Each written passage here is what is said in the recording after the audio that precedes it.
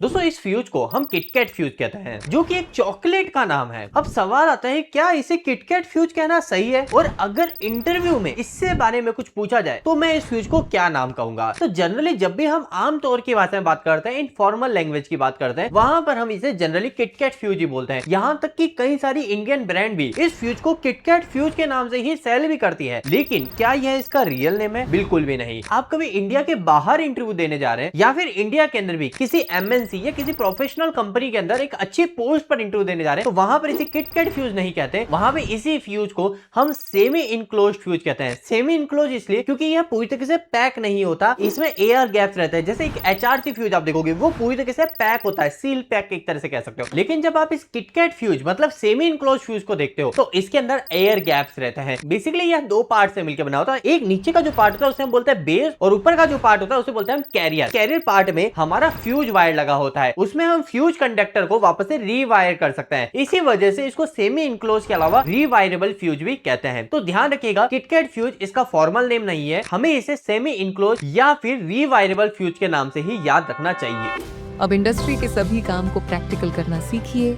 Electrical दोस्त app के साथ। आज ही डाउनलोड करें।